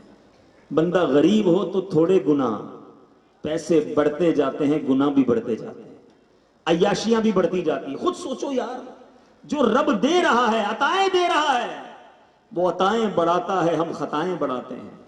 ہونا کیا چاہیے تھا؟ اللہ عطائیں بڑھاتا، ہم سجدے بڑھاتے، ہم صدقہ بڑھاتے، ہم نماز بڑھاتے. یا اللہ تو نے مجھے نوازا، میں تیرا اور شکر ادا کروں گا. مگر ہم وہ بدقسمت ہیں کہ جتنی نیکیاں، جتنی نعمتیں بڑھتی جاتی ہیں اتنے گناہ بڑھتے جاتے ہیں. مشکل آتی ہے تو صبر کرنا چاہیے تھا، مشکل آتی ہے تو ناشکری کرتے ہیں، شکوے کرتے ہیں. اور جب اللہ کی طرف سے کوئی آزمائش، کوئی فیصلہ آ جائے تو اس پر بھی راضی نہیں رہتے. تینوں کام الٹ ہیں ہمارے. اے میرے میٹھے اسلامی بھائیوں، ہمیں اپنی عادت بدلنی ہے. ہم نے صابر بننا ہے. صبر والوں کے ساتھ کیسی کیسی برکتیں ہیں، سنتے جائیے اور ایمان تازہ کرتے جائیے. پیارے آقا علیہ الصلوۃ والسلام فرماتے ہیں کہ رب ارشاد فرماتا ہے، حدیث قدسی ہے، کہ جب میں اپنے بندے کو کسی بیماری میں مبتلا کروں. اگر کوئی مجھے بیمار سن رہا ہے نا تو غور سے سننا. اللہ فرماتا ہے جب میں اپنے کسی بندے کو بیماری میں مبتلا کروں اور وہ اس پر صبر کرے، کسی سے شکایت نہ کرے. کنڈیشن کیا ہے؟ صبر کرے اور شکایت نہ کرے. بس جناب بہت درد ہے سر میں، جان جا رہی ہے، سر پھٹ رہا ہے، کوئی دوائی کام نہیں آ رہی، پتہ نہیں کیا میرے ساتھ ہو گیا ہے، میں ٹھیک ہی نہیں ہو رہا. شکایت نہیں تو اور کیا ہے؟ یہ شکوہ نہیں تو اور کیا ہے؟ صبر کرے اور شکایت نہ کرے. اللہ فرماتا ہے سنو، وہ دے گا کیا تمہیں؟ ارشاد فرماتا ہے میں اس کے گوشت کو اچھے گوشت سے، اس کے خون کو اچھے خون سے بدل دیتا ہوں. پھر میں اگر اسے شفا دیتا ہوں تو ایسی شفا دیتا ہوں کہ اس کے نامہ اعمال میں کوئی گناہ باقی نہیں رہتا. اور اگر اس دوران اس کا انتقال ہو جائے تو میں اسے اپنی رحمت کاملہ کے سائے میں لے جاتا ہوں. یہ ہے صبر کا فائدہ. بیماری تو نعمت تھی نا، صبر کرتا تو گناہ ہی معاف ہو جاتے. مگر ہائے میری بے صبری، ہائے ہمارا واویلا، دنیا بھر کو بتانا ہے. آپ سوچئے، اللہ مجھ سے اور آپ سے بڑی محبت فرماتا ہے. اللہ 70 ماؤں سے زیادہ چاہنے والا ہے. وہ رب کریم جب بھی کوئی آزمائش بھیجتا ہے اس کے پیچھے اس کی حکمتیں ہیں. ہمارے درجے بڑھنے ہیں، ہمارے گناہ معاف ہونے ہیں، ہمارا ثواب بڑھنا ہے. مگر ہم اس آزمائش میں فیل ہو جاتے ہیں، ہم اس تکلیف پہ صبر نہیں کرتے. سنو، نبی پاک علیہ الصلوۃ والسلام فرماتے ہیں جب میں اپنے کسی بندے کے بدن پر، اس کے مال پر یا اس کی اولاد پر کوئی سختی بھیجوں، سنو وہ شخص جس کا کاروبار ڈاؤن جا رہا ہے، سنو میرے وہ بھائی جس کی اولاد بیمار ہے، سنے میرا وہ بھائی جو خود بیمار ہے، حدیث پاک سنا رہا ہوں، جس بندے کے بدن پر، اس کے مال پر، اس کی اولاد پر کوئی سختی بھیجوں، پھر وہ صبر جمیل کے ساتھ اس کا استقبال کرے، تو قیامت کے دن مجھے حیا آئے گی کہ اس کے لیے میزان قائم کروں اور اس کا نامہ اعمال کھولوں. نامہ اعمال ہی نہ کھلے. اب فیصلہ کر لو، تھوڑی سی بیماری آئی ہے، تھوڑا کاروبار کم ہوا ہے، میں صبر کر لوں اور قیامت کے دن میرا نامہ اعمال نہ کھلے. یہ سودا مہنگا تو نہیں ہے نا؟ میزان عمل پر بخشا جاؤں، اس سے بڑی کون سی نعمت ہے؟ تو کیوں کرتے ہیں شکوے؟ کیوں کرتے ہیں شکایت؟ کیوں نہیں کرتے صبر؟ اے میرے میٹھے اسلامی بھائیوں، آپ اللہ کے فیصلوں پر راضی رہنا سیکھیے. اور بزرگان دین کا انداز بتاتا ہوں. حضرت فتح موصلی رحمت اللہ تعالی علیہ کی زوجہ محترمہ، ایک بار آپ کو ٹھوکر لگی، آپ کا ناخن ٹوٹ گیا. آپ میں سے کسی کا ناخن ٹوٹا ہو تو پتہ چلتا ہے کتنی سخت تکلیف ہوتی ہے، جان نکل جاتی ہے. آپ مسکرانے لگی. کسی نے کہا حضور آپ کو تکلیف نہیں ہوئی؟ ناخن ٹوٹ گیا آپ مسکرا رہی ہیں. فرماتی تکلیف تو بڑی ہوئی، مگر اس تکلیف پر صبر کرنے کا جو مجھے ثواب ملنا ہے اس کا سوچنے لگی تو میرے چہرے پہ مسکراہٹ آ گئی. یہ بزرگان دین تکلیف پر بھی مسکراتے تھے کہ صبر کا موقع مل گیا. کئی بزرگان دین کی سیرت میں آتا ہے کہ 40 دن اگر گزر جاتے اور کوئی تکلیف نہ ہوتی تو ڈر جاتے تھے کہ لگتا ہے اللہ ناراض ہو گیا ہے، ڈھیل دے دی گئی ہے، مجھے پوچھا نہیں جا رہا. یہ اللہ والوں کا طریقہ ہے. وہ مشکل میں خوش ہوا کرتے تھے کہ چلو صبر کا ثواب ملنے والا ہے, اور ہمیں تھوڑی سی مشکل آ جائے ہم بے صبری کر جاتے ہیں, ہم شکوے شکایات سب کو بتاتے ہیں. نہ کریں ایسا. آج ایسے بھی اگر مجھے اسلامی بھائی اور مدنی چینل پر اسلامی بہنیں سن رہی ہیں کہ جن کے بچوں کا انتقال ہو گیا ہو, چھوٹے بچے چلے جاتے ہیں دنیا سے, تکلیف ہوتی ہے ماں باپ کو, مگر اس میں بھی اتنا باویلا, اتنا شور, اتنی بری باتیں کرتے ہیں, اور بعض اوقات کفریہ کلمات بک جاتے ہیں. ایسا نہ کریں. سنیں اس میں کتنی بڑی برکت اور کتنی بڑی فضیلت ہے. پیارے آقا علیہ الصلوۃ والسلام نے فرمایا جس مسلمان جوڑے کے 3 بچے انتقال کر جائیں, اللہ عز و جل ان بچوں پر فضل و رحمت کرتے ہوئے دونوں کو جنت میں داخل کر دے گا. صحابہ نے عرض کی حضور 2 بچے؟ آقا نے کہا 2 بچے ہوں پھر بھی جنت میں داخل کر دے گا. پھر صحابی نے کہا حضور 1 بچہ؟ فرمایا 1 بھی. پھر فرمایا اس ذات پاک کی قسم جس کے قبضہ قدرت میں میری جان ہے, جس عورت کا کچا بچہ فوت ہو جائے, جن کا حمل گر جاتا ہے, سنو صبر کرو, نبی پاک فرماتے ہیں قسم اٹھا کر کہ جس عورت کا کچا بچہ فوت ہو جائے اور وہ اس پر صبر کرے تو وہ بچہ اپنی ماں کو ناف سے کھینچتا ہوا جنت میں لے جائے گا. ارے یہ تو جنت کا سامان آیا تھا, اور تم نے چیخیں مار کر, لوگوں کو بتا کر, اللہ کی بارگاہ میں شکوے کر کے ایسے ایسے جملے کہتے ہیں کہ ایمان. نبی بتاؤں گا انشاءاللہ وہ جملے بھی, جو جملے عموماً ہمارے گھروں میں کہہ دیے جاتے ہیں. یہ بہت بری عادت ہے. اللہ کی رضا پر راضی رہنا سیکھیے. اے میرے میٹھے اسلامی بھائیوں, پیارے آقا علیہ الصلوۃ والسلام فرماتے ہیں جو مصیبت کے وقت انا للہ و انا الیہ راجعون کہتا ہے تو اللہ عز و جل اس کی پریشانی دور فرما دیتا ہے, اور اس کے کام کا انجام اچھا فرماتا ہے, اور اسے ایسا بدل عطا فرماتا ہے جس پر وہ راضی ہو جاتا ہے. تو اے میرے میٹھے اسلامی بھائیوں, آج غوث پاک کی سیرت سے, اچھا میں شیخ سید سخی سلطان عبد الوہاب شاہ جیلانی رحمۃ اللہ تعالی کی سیرت پڑھ رہا تھا, تو ایک کتاب میں لکھا تھا کہ آپ کا ایک ہی بیٹا تھا, اور اس صاحبزادے کا انتقال بھی 15-16 سال کی عمر میں ہو گیا. جوان بیٹا جس کا مر جائے کتنی تکلیف ہوتی ہے, مگر یہ اللہ والوں کو آزمایا جاتا تھا, اللہ والوں کا امتحان لیا جاتا تھا. وہ شکوہ نہیں کرتے تھے, مگر ہم تو ویسے بھی گناہ گار ہیں پھر بھی شکوے کرتے ہیں. اچھا بعض اوقات انسان کے ذہن میں خیال آتا ہے کہ یار ایک بات سمجھ نہیں آتی, میں تو نماز بھی پڑھتا ہوں, روزے بھی رکھتا ہوں, زکوٰۃ بھی دیتا ہوں, حج بھی کرتا ہوں, میرا پڑوسی ایک وقت کی نماز نہیں پڑھتا, سارا دن گناہ کرتا ہے, روزی بھی اس کی حرام ہے, اس کو کوئی پرابلم نہیں آتی, میری مصیبتیں کم نہیں ہو رہی ہیں.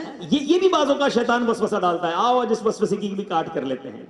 پیارے آقا علیہ الصلوۃ والسلام سے سوال ہوا, حضرت سعد بن ابی وقاص نے سوال کیا, یا رسول اللہ سب سے زیادہ مصیبتیں کن لوگوں پر آئیں؟ سنو, آج ایمان جو ہے وہ آپ کا تازہ بھی ہوگا اور مضبوط بھی ہوگا. سب سے زیادہ مصیبتیں کن لوگوں پر آئیں؟ پیارے آقا فرماتے ہیں انبیاء پر سب سے زیادہ, پھر اس کے بعد جو لوگ بہتر ہیں, پھر ان کے بعد جو بہتر ہیں. بندے کو اپنی دینداری کے حساب سے مصیبت میں مبتلا کیا جاتا ہے. اگر وہ دین میں سخت ہوتا ہے اس کی آزمائش بھی سخت ہوتی ہے, اگر وہ دین میں کمزور ہوتا ہے تو اللہ عز و جل اس کی دینداری کے مطابق اسے آزماتا ہے. بندہ مصیبت میں مبتلا ہوتا رہتا ہے یہاں تک کہ اس کے دنیا میں سارے گناہ بخش دیے جاتے ہیں. اللہ کی پتہ ہے حکمت کیا ہے؟ روایتوں میں مضمون ملتا ہے کہ اللہ جس بندے سے محبت کا ارادہ فرماتا ہے نا, سنو, اس پر آزمائشوں کی بارش برسا دیتا ہے. محبت اور آزمائش یہ تو بڑی عجیب سی چیز ہے نا. تو اس کی وضاحت بھی حدیثوں میں موجود ہے. رب کی رضا یہ ہے کہ میرے بندے سے دنیا میں جو غلطیاں ہو گئی ہیں میں آزمائش بھیجوں, وہ صبر کرے, اس صبر کی وجہ سے اس کے گناہ معاف ہو جائیں, میرا بندہ میرے پاس آئے تو گناہوں سے پاک آئے, اسے جنت میں داخل کر دیں.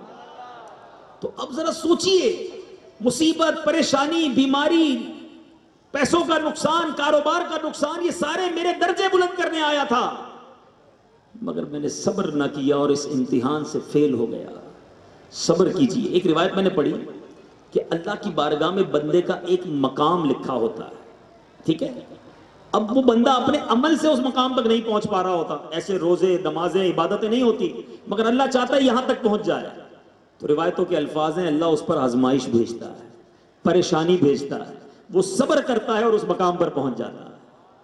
لیکن سوچو ہم کیا کرتے ہیں؟ تو اے میرے میٹھے اسلامی بھائیوں، اللہ کے فیصلوں پر یقین کرنا سیکھیں۔ بعض اوقات خیال آتا ہے کہ یار مزار پہ جا کر بھی دعا مانگی، میں نے تو مکہ شریف جا کر بھی دعا مانگی، فلاں پیر صاحب سے بھی دعا کروائی، میری دعا قبول نہیں ہوئی، میری مصیبت ٹلی نہیں۔ اے میرے میٹھے اسلامی بھائیوں، ہمیشہ اپنے رب پر بھروسہ کرنا۔ اگر آپ سے کوئی مصیبت نہیں ٹالی جا رہی نا، اسی میں بہتری ہوگی، اسی میں ہمارے لیے بھلائی ہوگی۔ میں آپ کو ایک مثال کے ذریعے سمجھاتا ہوں، توجہ رکھیے گا، ایک مثال کے ذریعے سمجھاتا ہوں۔ آپ کا ایک چھوٹا بھائی ہو اور اس کا گلا خراب ہو، یا چھوٹا بیٹا ہو، ٹونسلز ہو جائیں یا فلو ہو جائے، بخار ہو جائے، اور وہ رونے لگے مجھے آئس کریم کھانی ہے، میں نے ٹھنڈا پانی پینا ہے، ٹھنڈا برف والا شربت پینا ہے، آپ پلائیں گے؟ جواب دیجئے، نہیں پلائیں گے۔ اچھا وہ رونے لگے، پھر بھی نہیں پلائیں گے؟ کوئی دوست آپ کا دیکھ رہا ہو کہ یار کیسے ظالم والد ہو یار، بچہ رو رہا ہے آپ آئس کریم نہیں کھلا رہے، بچہ رو رہا ہے آپ شربت بھی نہیں پلا رہے، آپ کیا جواب دیں گے؟ بھائی مجھے پتا ہے اس کو کب کیا دینا ہے، ابھی دوں گا تو اس کا بخار بڑھ جائے گا، اس کا گلا خراب ہو جائے گا، یہی جواب دو گے نا؟ اب دل پر ہاتھ رکھ کے میری بات سننا، تم والد ہو، تم کو پتا ہے بچے کو کب کیا دینا ہے، میرے مالک کو نہیں پتا مجھے کب کیا دینا ہے۔ میں رو رہا ہوں یا اللہ بیٹا دے دے، میں رو رہا ہوں یا اللہ کاروبار میں برکت دے دے، میں رو رہا ہوں یا اللہ مجھے اپنا مکان دے دے، نہیں مل رہا، رب پر بھروسہ رکھو، یہی میرے لیے اچھا ہے۔ ہو سکتا ہے بیٹا ملنا ہو اور اسی بیٹے نے مار کر مجھے گھر سے نکالنا ہو، نہیں ہے ایسے بیٹے؟ پوچھو ان ماں باپ سے جن کو ورلڈ ہاؤس میں بچے ڈال کر آئے ہیں، وہ سوچتے ہوں گے بچہ نہ ہی ہوتا تو اچھا تھا۔ سوچو، مال بڑی نعمت ہے، کیا پتا میرا پیسہ بڑھنا تھا اور میرا ایمان جانا تھا، اللہ نے مجھے مال ہی نہیں دیا تاکہ میرا ایمان سلامت رہ جائے۔ رب پر بھروسہ کرنا تو سیکھو نا۔ تو مصیبتیں آتی ہیں، پریشانیاں آتی ہیں، ہم نے صبر کا دامن تھامنا ہے۔ آپ صبر کرو، رب کی رحمت آپ کے ساتھ ہوگی۔ سیدی غوث اعظم کے صبر کا عالم آپ نے سنا، اب آؤ پیران پیر کی عبادت کا کیا عالم تھا۔ غوث پاک اس غربت میں، اس عالم فقیری میں بھی کیسی عبادت کرتے تھے۔ فرماتے تھے رات بھر عبادت کرنی ہوتی، نیند بڑی آتی تھی، میں نے دیوار سے ایک کھوٹی باندھی، اس کھوٹی سے رسی لگائی، اپنے گرد باندھ لی، ساری رات کھڑا رہتا عبادت کرنے کے لیے، جب تھوڑی سی نیند آتی جھٹکا کھاتا، وہ رسی کھچتی، میری آنکھ کھل جاتی۔ فرماتے ہیں میں نے 40 سال تک عشاء کے وضو سے فجر کی نماز ادا کی۔ اے غوث پاک کے چاہنے والوں، اولاد غوث کے در پہ آئے ہیں، یہ وہ لوگ ہیں جو 40 سال تک عشاء کے وضو سے فجر پڑھے، اور اولیاء کا چاہنے والا نہ عشاء پڑھے نہ فجر پڑھے۔ بتاؤ نا یہ کیسی محبت ہے۔ ہم ساری زندگی 11ویں کھاتے ہیں، بالکل کھائیں گے، مگر نیازی ہیں اس سے پہلے نمازی ہیں۔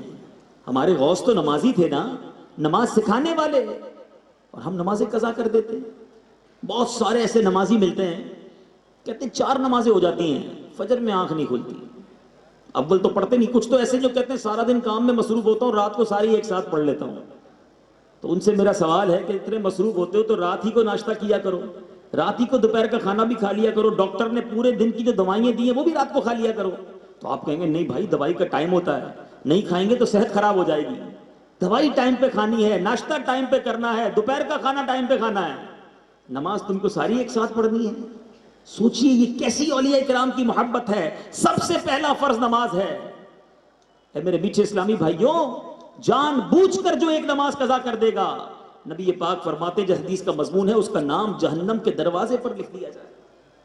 پیارے آقا نے انگلیوں کو اس طرح ملا کر حدیث میں بتایا۔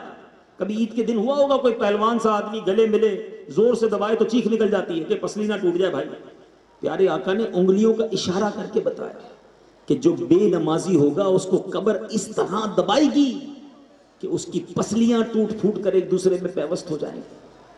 نماز چھوڑ دیتے ہیں لوگ، کہتے ہیں صبح آنکھ نہیں کھلتی۔ ان سب سے سوال ہے جن کی صبح آنکھ نہیں کھلتی کہ کبھی ایسا ہوا تمہاری صبح 6 بجے کی ٹرین ہو، آپ کہیں آنکھ نہیں کھلی، چلی گئی ٹرین، 4 بجے سے اسٹیشن پہنچ جاتے ہیں۔ دوستوں نے کہا یار رات 3 بجے نکلنا ہے پکنک کے لیے، خوشی میں رات ہی نیند نہیں آئی، یار دوست نکل نہ جائے بغیر بتائے۔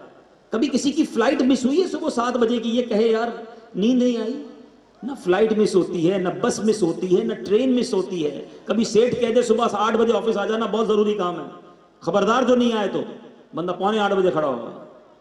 تمہیں سیٹ کی بات یاد آتی ہے، تمہیں رب کا حکم یاد نہیں آتا، کہتے ہو آنکھ نہیں کھلی۔ پتہ اس کی وجہ کیا ہے آنکھ کیوں نہیں کھلتی؟ اس کی وجہ یہ ہے کہ سب چیزوں کی اہمیت ہے تمہارے نزدیک، نماز کی اہمیت نہیں ہے۔ پوچھو ان نمازیوں سے جو نمازی ہیں، ان کو رات اس ٹینشن میں نیند نہیں آتی فجر نہ چلی جائے۔ اللہ کی رحمت سے ان کی جتنی دیر سے بھی سوئے فجر میں آنکھ کھلتی ہے، کیونکہ ان کے نزدیک اہمیت ہے فجر کی۔ کیسے چلی جائے میری نماز؟ میں غوث کا ماننے والا، میں قادری، میں غوث پاک کا مرید، جو عشاء کے وضو سے 40 سال تک فجر پڑھے، کمال ہے کسی قادری کی نماز چلی جائے؟ آؤ میرے میٹھے اسلامی بھائیوں، سخی سلطان کے در پر آئے ہو اور آج یہ نیت کر کے جانا ہے آج کے بعد میری کوئی نماز قضا نہیں ہوگی۔ ایسا نہیں، ایسا نعرہ لگاؤ مردود شیطان ادھر سے بھاگ جائے، آج کے بعد کوئی نماز قضا نہیں ہوگی۔ اب آؤ غوث پاک کی ایک اور پیاری عادت، پیران پیر فرماتے ہیں میں 15 سال تک روزانہ قرآن پاک ختم کرتا رہا، ڈیلی ایک قرآن۔ بڑی محبت ہے نا غوث پاک سے، بالکل ہونی چاہیے، سچی پکی محبت کرنی ہے آج۔ پیران پیر روز پورا قرآن پڑھیں، اور قادری کہلانے والے کو قرآن پڑھنا ہی نہ آئے، پڑھنا تو دور کی بات ہے۔ بہت بڑی تعداد ہے ہماری جن کو تلفظ کے ساتھ، تجوید کے ساتھ قرآن پڑھنا ہی نہیں آتا۔ اب سوچئے کتنی زندگی گزر گئی، میں نے قرآن ہی نہیں سیکھا۔ موٹر سائیکل چلانا سیکھ لی، گاڑی چلانا سیکھ لی، ہر سال نیا موبائل لیتے ہیں، اس کے سارے سافٹ ویئر سیکھ جاتے ہیں۔ گاڑی پہلے چابی والی تھی وہ بھی چلا لی، اب ریموٹ والی بھی چلا لی۔ کیسے سیکھی بھائی؟ بس دوستوں کو پکڑتا ہوں، ان کو کہتا ہوں بتاؤ یار کیسے کھلے گی، بند کیسے ہوگی، اس کا جناب پیٹرول کا بٹن کدھر ہے، سوئچ کون سا یہ بتا دو۔ سب سیکھ لیتا ہے بندہ، کیوں؟ ضروری سمجھتا ہے۔ آپ نے قرآن کو ضروری سمجھا ہی نہیں ہے، ورنہ 5 سال کا بچہ بھی پڑھنا چاہے تو پڑھ بھی لیتا ہے، پورا حفظ بھی کر لیتا ہے۔ قرآن کو ضروری نہیں سمجھا۔ کیا مسلمان قرآن کے بغیر بھی جیتا ہے؟ حدیث پاک کا مضمون ہے جس دل میں قرآن نہیں، جس دل میں کچھ قرآن نہیں، وہ ویران مکان کی مانند ہے۔ مگر بڑی تعداد ہماری قرآن پڑھنا نہیں جانتی، پڑھنا جانتی ہے تو پڑھتی نہیں ہے، پورا سال قرآن نہیں کھولتے ہیں۔ ایسا نہ کریں میٹھے اسلامی بھائی، قرآن کی روزانہ تلاوت کریں اور صحیح طریقے سے تلاوت کریں۔ اچھا جب ہم ایسی بات کرتے ہیں نا کہ قرآن صحیح پڑھنا چاہیے، نہیں پڑھیں گے تو گناہ ملے گا، تو کچھ لوگ کہتے ہیں یار یہ بڑی مشکل باتیں کرتے ہیں، اتنا تھوڑی ہوتا ہے، اللہ معاف کرنے والا ہے، تھوڑا بہت تو چلتا ہے۔ پہلے میں آپ کو عربی کی سینسٹیوٹی بتا دیتا ہوں اور پھر آپ ہی کی زبان میں آپ کو اس کا مطلب بھی بتاتا ہوں۔ پہلے سمجھیے عربی کتنی سینسٹیو ہے، کتنی حساس زبان ہے، تھوڑا سا فرق معنی کو کدھر سے کدھر لے جاتا ہے۔ ہم روز ہی پڑھتے ہیں نا صراط الذین انعمت علیہم، سورہ فاتحہ میں پڑھتے ہیں نا، ان لوگوں کے راستے پر چلا جن پر تیرا انعام ہوا، انعمت علیہم۔ اگر کوئی پڑھ لے انعمت علیہم، تا کی جگہ تو پڑھ لے، صبر کی جگہ پیش پڑھ لے، تھوڑا ہی فرق ہے نا، پتہ ہے معنی کیا بن جائے گا؟ ان لوگوں کے راستے اور ان لوگوں کا راستہ جن پر میں نے انعام کیا۔ اللہ کے انعام کی بات ہو رہی ہے، اب بندہ کہہ رہا ہے میں نے انعام کیا، نماز ہوگی اس کی، ثواب ملے گا اس کو؟ قل هو اللہ احد، کہو کہ اللہ ایک ہے، احد۔ اگر کوئی کہتا ہے احد، ہا کی جگہ پڑتا ہے ہا، سننے میں تو اتنا فرق نہیں ہے احد اور احد میں، سنو معنی کیا بن جائے گا۔ احد کے معنی ایک ہے، احد کے معنی بزدل ہے۔ اب جو اللہ کو یہ کہے گا کیا اس کی نماز ہوگی؟ اس کو قرآن فائدہ دے گا؟ کچھ روایتوں کا مضمون ہے کہ کچھ قرآن پڑھنے والے ایسے ہیں جن پر قرآن خود لعنت کرتا ہے۔ اچھا پھر شیطان بھی تو ہے نا، وہ کہے گا جناب یار یہ ایسا تھوڑی ہوتا ہے، تھوڑا ہی تو فرق ہے، پڑھ تو لیتے ہیں نا، اللہ معاف کرنے والا ہے۔ چلو میں اب یہ سائنس نے نا بڑے کام آسان کر دی ہیں۔ پہلے لوگوں کو کرامت سمجھ نہیں آتی تھی، غوث پاک فرماتے ہیں نظر تو الی بلاد اللہ جمعا کخردلۃ علی حکم اتصالی، میں اللہ کے شہروں کو ایسے دیکھتا ہوں جیسے رائی کا دانہ میری ہتھیلی پر موجود ہے۔ ہاں چاہنے والے تو شروع سے مانتے تھے، مگر جن کو سمجھ نہیں آتی تھی ان کو آج کے موبائل فون نے سمجھا دیا ہے۔ 5,000 6,000 کا موبائل لے لو، اس میں 200 روپے کا انٹرنیٹ ڈلوا لو اور گوگل پر سرچ کرو تو پوری دنیا ہاتھ میں یوں نظر آنے لگ جاتی ہے۔ تمہیں 5,000 کا موبائل دکھا دے، غوث پاک کا روحانی کنیکشن دکھا دے تو کیا مسئلہ ہے؟ اب بڑا آسان ہو گیا کرامت سمجھنا ہے۔ تو اب جو کہتے ہیں نا یار چلتا ہے تھوڑا بہت تو فرق ہے، اب میں آپ سے سوال کرتا ہوں، اب میری بات صحیح سمجھ آ جائے گی آپ کو کہ قرآن صحیح پڑھنا کس لیے اور کتنا ضروری ہے۔ آپ کی کوئی پاسورڈ تو لگاتے ہو نا کبھی کبھی موبائل پہ، ویب سائٹ پر لگاتے ہو، ای میل پر لگاتے ہو، یا کچھ لوگوں کا آن لائن بینکنگ ہوتا ہے تو اس پہ بھی اپنا پاسورڈ ڈالتے ہیں اکاؤنٹ کا، سنبھال کے بھی رکھنا چاہیے، ٹھیک ہے؟ آپ نے پاسورڈ بنایا ہے، اے بی سی ڈی کچھ بھی لکھا ہے، وہ کیپٹل ورڈ سے لکھا ہے، اس کی جگہ اب ایسا کرنا اسمال ورڈ لکھ لینا، کھل جائے گا پاسورڈ ہیں؟ ارے وہی اے تو ہے، چھوٹا ہی ہے نا، بڑا نہیں ہے۔ تو آپ کہیں گے نہیں یار، اگر اے بڑا فکس کیا ہے تو بڑا ہی والا لکھنا پڑے گا، اسمال نہیں چلے گا۔ اچھا چلو، جو آپ نے لکھا ہے وہی لکھے رہنے دینا، ایک بیچ میں نقطہ اضافہ کر دینا، پھر تو کھل جائے گی نا ویب سائٹ۔ اچھا نہیں کھلے گی، نقطہ ہی تو بڑھا ہے۔ اچھا چلے نقطہ بھی نہیں بڑھاؤ، تھوڑا اسپیس دے دو، جو پاسورڈ ہے نا اس میں ایک اسپیس کا بٹن صرف دبا دو، فرق تھوڑا سا ڈال دو، اب تو کھل جائے گا آپ کا اکاؤنٹ۔ اچھا اب بھی نہیں کھلے گا، کیوں؟ اتنا بھی نہیں چلتا؟ نہیں جناب، جو ہے وہی کرنا پڑے گا۔ سارے دنیا کے معاملات سمجھ پڑتے ہیں آپ کو کہ جیسا پاسورڈ ہے، جیسا نقطہ ہے، جہاں فل اسٹاپ ہے، ویسا ہی کرنا پڑے گا۔ قرآن اور حدیث اور دین کی باری آتی ہے یار، اللہ معاف کرنے والا ہے، چل جائے گا۔ اللہ کے بندوں، جو شرعی قانون ہے وہ پورے عمل کرنے پڑیں گے۔ وضو کے 4 فرض ہیں تو چاروں پر عمل کرنا پڑے گا۔ یار تھوڑی سی کونی سوکھی رہ گئی تھی، آپ کہتے ہو نماز ہی نہیں ہوئی، بھائی یہ فرض ہے، پورا کرنا پڑے گا۔ آپ کو ہاتھ پورے دھونے تھے، آپ کو مسا صحیح کرنا تھا، آپ کو پیر صحیح دھونے تھے، آپ نے غسل کیا اور سارے حیدرآباد کا پانی اپنے اوپر بہا دیا، اور جناب فرض غسل تھا، واجب غسل تھا، کلی نہیں کی، ناک میں پانی نہیں چڑھایا، غسل کے فرائض پورے نہیں کیے، آپ پاک نہیں ہوئے۔ مسئلہ یہ ہے کہ دین سے دوری ہے ہماری۔ شریعت کے معاملے میں ہم کہتے ہیں اللہ معاف کرنے والا ہے، باقی سارے معاملات پورے کر رہے ہیں۔ تو اے میرے میٹھے اسلامی بھائیوں، یوں نہ کہیں۔ اولیاء کرام کی سیرت سے یہ سیکھا کہ اب انشاءاللہ قرآن پڑھیں گے اور صحیح طریقے سے پڑھیں گے انشاءاللہ۔ گھبرائیں نہیں، دعوت اسلامی کا یہی تو کمال ہے، مشکل بتاتے بھی ہیں اور ساتھ حل بھی بتاتے ہیں۔ صرف پرابلم نہیں بتاتے دعوت اسلامی والے، آپ کو سولوشن بھی بتاتے ہیں۔ پہلے نیت کر لو کہ ہاں قرآن سیکھنا ہے۔ کون کون چاہتا ہے سیکھوں گا انشاءاللہ؟ اچھا مزے کی بات دیکھو، کدھر نیت کر رہے ہو؟ آئے ہائے، سخی سلطان کے قدموں میں قرآن پڑھنے کی نیت کر رہے ہو، ان کا فیضان جائے۔ یہ ہے اولیاء کرام کی نظر لینے کا طریقہ، کہ ایسے اللہ کے بندوں کے گھر پہ جا کر، ان کے در پر جا کر، ان کے دین کی، ان کی جو تعلیمات تھی اس پر عمل کی نیت کرو نا۔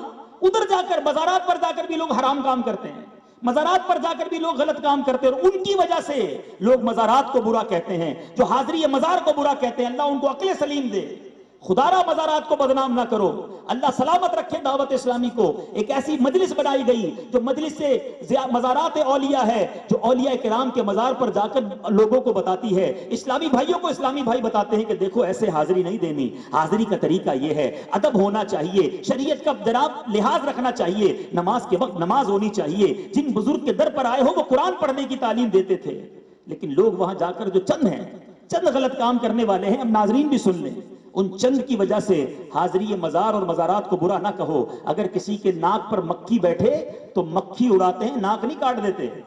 لوگ کہتے ہیں مزارات پر ہی نہیں جانا چاہیے، تو شادیوں میں برے کام ہوتے تو کبھی یہ کہا شادی بند کر دو؟ برے کام ختم کرے نا، اللہ کی رحمت سے دعوت اسلامی کر رہی ہے۔ دیکھیں نا کیسا پیارا سنت و بڑا اجتماع، اسی جن بزرگ کے قدموں میں آئے ہیں انہی بزرگ کی تعلیمات کو عام کیا جا رہا ہے نا، نماز کی، قرآن کی، سچ بولنے کی دعوت دی جا رہی ہے۔ یہ طریقہ دعوت اسلامی نے اپنایا ہے، اب ساتھ دیجیے دعوت اسلامی کا۔ ہم مل جل کر انشاءاللہ نہ صرف پاکستان بلکہ دنیا بھر کے زائرین، مزارات اولیاء پر جانے والوں کے ہاتھ جوڑ کر، پیر پکڑ کر انشاءاللہ ان کو بھی سنت کے مطابق، آداب کے مطابق حاضری کا طریقہ سکھائیں گے۔ تو اب انشاءاللہ قرآن پاک صحیح طریقے سے پڑھیں گے انشاءاللہ۔ اب اس کا حل بھی بتا دیتا ہوں، کہاں سے پڑھیں گے؟ آپ کو کوئی فیس نہیں دینی، یہ بھی کمال دیکھو۔ دعوت اسلامی کے ماشاءاللہ مدنی منوں کے مدرسۃ المدینہ الگ ہیں، حیدرآباد میں بہت سارے ہیں ماشاءاللہ، اپنے بچوں کو اس میں داخل کرا دیں، حافظ بن جائیں گے انشاءاللہ۔ بچیاں ہیں مدنی منیاں ہیں، ان کے مدرسے الگ ہیں، ان میں داخل کرا دیں۔ اچھا اب جو بڑے ہو گئے وہ کہیں گے یار ہم تو کام پہ بھی جاتے ہیں، نوکری پہ بھی جاتے ہیں، اور کیا اب اس عمر میں بچوں کے ساتھ پڑھیں گے؟ چلیں جناب آپ کا بھی مسئلہ حل ہے۔ اللہ کی رحمت سے پوری دنیا میں دعوت اسلامی نے مدرسۃ المدینہ بالغان بنا دی، اب وہاں پر بڑوں کو بھی تعلیم دی جاتی ہے قرآن پاک کی بغیر کسی فیس کے، اور وہ رات میں عشاء کے بعد، کہیں مغرب کے بعد، کہیں فجر کے بعد، جو ٹائم آپ کو سوٹ کرتا ہے ہمارے ذمہ داران سے رابطہ کریں کہ فلاں محلے میں رہتا ہوں، بتاؤ ہمارے محلے میں قریب مدرسہ کون سا ہے، اپنی مرضی کے ٹائم شام رات میں آئیں، 15-20 منٹ دیں اور اپنے تلفظ ٹھیک کر لیں، اپنے مخارج ٹھیک کر لیں، قرآن صحیح پڑھنے والے بن جائیں۔ اصل پرابلم بھی یہ ہے، بعض اوقات بندہ کہتا ہے 20 سال سے قرآن پڑھ رہا ہوں، کوئی برکت کوئی رحمت اس طرح کا کوئی دل میں کیفیت پیدا نہیں ہوتی۔ چیک کر لو کہیں غلط تو نہیں پڑھتے، صحیح پڑھنے لگو، انشاءاللہ روزانہ قرآن پڑھو گے، روزانہ رحمت نازل ہوگی، روزانہ برکتیں ملنا شروع ہو جائیں گی۔ تو انشاءاللہ پابندی سے قرآن پاک پڑھیں گے۔ اچھا، ان تمام چیزوں کو پریکٹس کرنے کے لیے اللہ والوں کے نقش قدم پر چلنے کا ایک بڑا پیارا طریقہ ہے۔ یاد رہے سخی عبد الوہاب شاہ جیلانی حیدرآباد کے نہیں تھے، یہ بڑی اہم بات آخر میں بتانے جا رہا ہوں، بیان اینڈ کر رہا ہوں، مگر جتنے مدنی چل کے ناظرین نا وہ بھی نوٹ کریں۔ جب بھی اولیاء کرام کے مزار پر جاؤ نا، اکثر آپ کو یہ بات ملے گی کہ جس ولی کے مزار پر آپ جاؤ گے وہ وہاں پیدا نہیں ہوئے تھے، داتا گنج بخش لاہور میں نہیں پیدا ہوئے، بابا فرید پاک پتن میں نہیں پیدا ہوئے، سخی عبد الوہاب شاہ یہاں حیدرآباد میں پیدا نہیں ہوئے، عبداللہ شاہ اصابی ٹھٹھے میں پیدا نہیں ہوئے، آپ اور آگے چلے جائیں، بڑے بڑے اولیاء کرام وہ وہاں پیدا نہیں ہوئے جہاں ان کا مزار ہے۔ اس کا مطلب کیا ہے؟ اس کا مطلب یہ ہے کہ یہ دین کی اشاعت کے لیے انہوں نے گھر چھوڑا، وطن چھوڑا، واپس ہی نہیں جا سکے، وہیں رہ گئے اور وہیں انتقال ہو گیا، وہیں مزار بن گیا۔ خواجہ خواجگان خواجہ غریب نواز اجمیر کے نہیں تھے، اجمیر تو اجمیر بھی نہیں تھا، وہ تو ایودھن تھا۔ خواجہ غریب نواز کے قدم لگے تو وہ اجمیر مقدس بن گیا۔ تو کیا ہوا؟ یہ ولیوں کی سیرت سے سیکھو نا، انہوں نے گھر چھوڑا، وطن چھوڑا اسلام کو پھیلانے کے لیے۔ آؤ ان ولیوں کی سیرت پر عمل کرنے کا موقع آپ کو دعوت اسلامی دیتی ہے۔ ہم نہیں کہتے جناب آپ بھی گھر سے نکلو واپس ہی نہیں آنا، 3 دن کے لیے، 12 دن کے لیے، 30 دن کے لیے، سبحان اللہ 92 دن کے لیے، 12 ماہ کے لیے بدری قافلے دعوت اسلامی کے سفر کرتے ہیں۔ آؤ زندگی بہت گزار لی اپنے دنیا کے کاموں میں، کچھ دن اب ہم راہ خدا میں سنتوں کی خدمت میں گزار لیں، کچھ تو ولیوں کے نقش قدم پر عمل کریں۔ ابھی تو بہت کچھ ہم ہی کو سیکھنا ہے۔ ابھی میں کھڑا کر کے پوچھوں کس کو نماز کے ساتھ فرائض آتے ہیں، کس کو 6 شرائط آتی ہیں، کس کو وضو کے فرائض آتے ہیں، کس کو غسل کے فرائض آتے ہیں، کس کو جناب تجوید کے ساتھ قرآن پڑھنا آتا ہے، کس کو نماز جنازہ آتی ہے۔ میں یہ بیسکس پوچھ رہا ہوں، بہت سو کو نہیں آتی، کب سیکھیں گے؟ تو آپ مدنی قافلے میں 30 دن کے چلے جائیں، انشاءاللہ وہاں بہت کچھ سکھا دیا جائے گا۔ تو نیت کریں، انشاءاللہ تاریخ وغیرہ بھی اعلان ہوگی ابھی کہ انشاءاللہ ہم دعوت اسلامی کے مدنی قافلوں میں بھی سفر کریں گے۔ اللہ تعالی ہم سب کو عمل کرنے کی توفیق عطا فرمائے۔ صلو علی الحبیب۔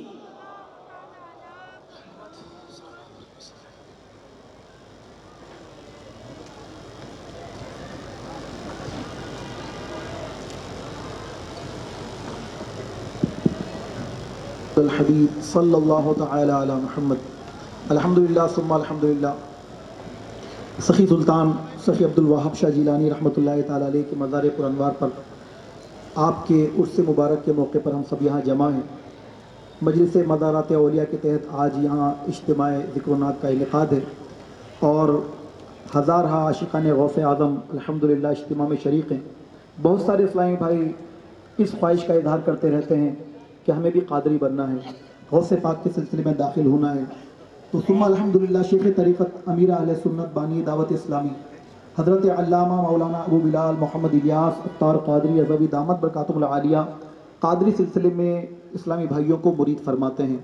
اور قادری سلسلے کی تو کیا بات ہے، غوث پاک رضی اللہ تعالیٰ عنہ ارشاد فرماتے ہیں کہ میرا مرید بغیر توبہ کے نہیں مرے گا۔ تو آئیے غوث پاک کے فیضان سے مالا مال ہونے کے لیے ہم سب بھی حضور غوث پاک کے مرید بن جائیں۔ مبلغ دعوت اسلامی و رکن شورا حاجی عبد الحبیب عطاری صلی اللہ علیہ کو امیر اہل سنت نے اپنی وکالت سے بھی سرفراز فرمایا ہے، یہ جسے جب چاہیں امیر اہل سنت کا مرید بنا سکتے ہیں۔ تو میں قبلہ سے گزارش کروں گا کہ ہم سب کو اجتماعی توبہ بھی کروا دیں اور امیر اہل سنت کے ذریعے قادری عطاری سلسلے میں داخل کروا دیں۔ تمام اسلامی بھائی جو یہاں موجود ہیں جو امیر اہل سنت کا مرید بننا چاہیں، جیسے جیسے رکن شورا فرماتے جائیں آپ بھی دہراتے جائیں، اور میرے وہ اسلامی بھائی جو کسی اور پیر صاحب سے مرید ہیں وہ اگر چاہیں تو بیعت برکت حاصل کر لیں، یعنی امیر اہل سنت کے ذریعے طالب ہو جائیں۔ انشاءاللہ جو آپ کے پیر صاحب ہیں وہی آپ کے پیر صاحب رہیں گے، امیر اہل سنت کے فیض و برکات سے بھی آپ مالا مال ہوتے رہیں گے۔ میں رکن شورا سے گزارش کروں گا کہ ہم سب کو امیر اہل سنت کے ذریعے قادری عطاری سلسلے میں داخل فرما دیں۔ جو اسلامی بھائی مرید ہونا چاہیں، بڑی پیاری جگہ ہے، سبحان اللہ، غوث پاک کا مرید ہونا ہے اولاد غوث پاک کے قدموں میں۔ تو ایسے نیک کام میں دیر نہیں کرنی چاہیے، بلکہ اگر کسی اور پیر صاحب سے بھی مرید ہیں چاہیں تو بیعت برکت کر لیں، انشاءاللہ اپنے ہی پیر صاحب کے مرید رہیں گے، فیضان عطار بھی جاری ہو جائے گا۔ بسم اللہ الرحمن الرحیم۔ الصلاۃ والسلام علیک یا رسول اللہ وعلی آلک واصحابک یا حبیب اللہ لا الہ الا اللہ محمد الرسول اللہ صلی اللہ تعالی علیہ وسلم۔ توبہ کرتا ہوں میں اپنے تمام پچھلے گناہوں سے، اور وعدہ کرتا ہوں میں کہ آئندہ شریعت پر چلوں گا، بد مذہبوں اور برے لوگوں کی صحبت سے بچتا رہوں گا، نماز روزے کی پابندی کرتا رہوں گا، والدین کی نافرمانی، جھوٹ، غیبت، چغلی، وعدہ خلافی، گالی گلوچ، فلمیں، ڈرامے، گانے باجے، بے پردگی وغیرہ وغیرہ گناہوں سے بچتا رہوں گا۔ اے اللہ میری اس توبہ کو قبول فرما اور مجھے میرے وعدے پر ثابت قدم رکھ۔ مرید ہوتا ہوں میں خاندان عالی شان قادریہ رضویہ عطاریہ میں نے اپنا ہاتھ آپ کے ذریعے سے شیخ طریقت امیر اہل سنت کے ہاتھ میں دیا، اور ان کے ذریعے سرکار بغداد حضور غوث پاک رضی اللہ تعالی عنہ کے ہاتھ میں دیا۔ اے اللہ مجھے جناب غوث اعظم کے مریدوں میں قبول فرما، اور کل قیامت میں غوث پاک کے غلاموں میں اٹھا۔ صلاۃ والسلام علیک یا نبی اللہ وعلی آلک واصحابک یا نور اللہ۔ کچھ اعلانات ہوں گے اور پھر دعا ہوگی انشاءاللہ۔ صلو علی الحبیب۔ ابھی الحمد حسنة وقنا عذاب النار وقنا عذاب القبر وقنا عذاب الحشر وقنا حساب الميزان اللهم أجرنا من النار اللهم أجرنا من النار اللهم أجرنا من الشيطان ربنا تقبل منا إنك أنت السميع العليم وتب علينا يا مولانا إنك أنت التواب الرحيم اللهم إنا نسألك الأمن يوم الخوف اللهم إنا نسألك الأمن يوم الخوف ربنا لا تؤاخذنا يوم القيامة ربنا حاسبني حسابا يسيرا اللهم ارزقنا حجا مبرورا اللهم ارزقنا حجا مبرورا والسعيا مشكورا والذنبا مغفورا وتجارة لن تبور يا عالم ما في الصدور اخرجنا یا اللہ من الظلمات الى النور اخرجنا یا اللہ من الظلمات الى النور۔ اے ڈوبتوں کو بچانے والے، اے بے کسوں کی دستگیری کرنے والے، اے گناہگاروں کی مغفرت فرمانے والے مولا، تیرے دربار میں تیرے گناہگار سیاہ کار بندے ہاتھ اٹھائے سر جھکائے حاضر ہیں۔ ہم اقرار کرتے ہیں مولا ہم نے کسر نہیں چھوڑی تجھے ناراض کرنے میں، بڑے گناہ کیے ہیں مالک، چھپ چھپ کر گناہ کیے۔ اے اللہ اگر تو انصاف کرے گا تو یہ انصاف ہوگا کہ ہمیں گھسیٹ کر جہنم میں ڈال دیا جائے، مگر میرے کریم آج تیرے ولی کے قدموں میں آئے ہیں، ان کے عرس کی رات ہے، ہم تیرے انصاف کے نہیں تیری رحمت کے سوالی ہیں، تیری رحمت شامل حال رہی تو کام بن جائے گا۔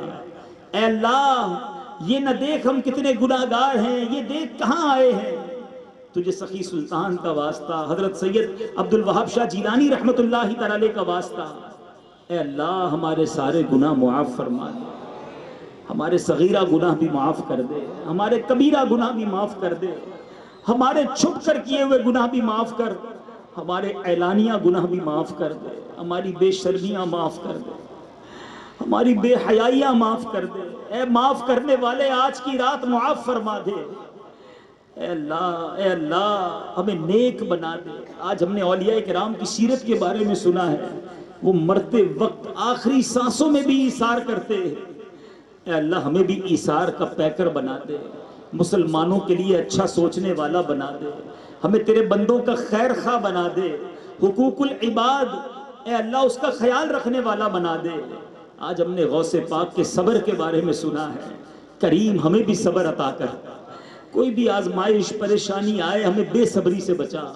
اے اللہ اے رب کریم اپنے صابرین بندوں میں ہمیں شامل فرما، شاکرین میں شامل فرما، ساجدین میں شامل کر لے۔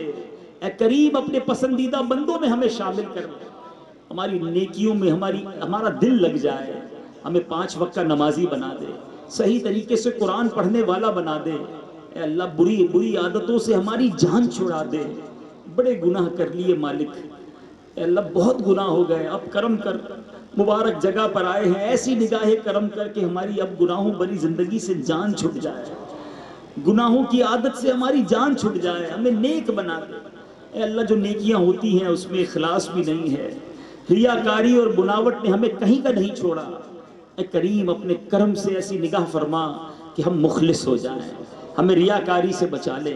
اے اللہ بڑی امیدیں لیے تیرے بندے آئے ہیں، ہزاروں کی تعداد میں ہیں، کئی بیٹھے ہیں کئی کھڑے ہیں، مدنی چینل پر نہ جانے کتنے ہاتھ اٹھے ہیں۔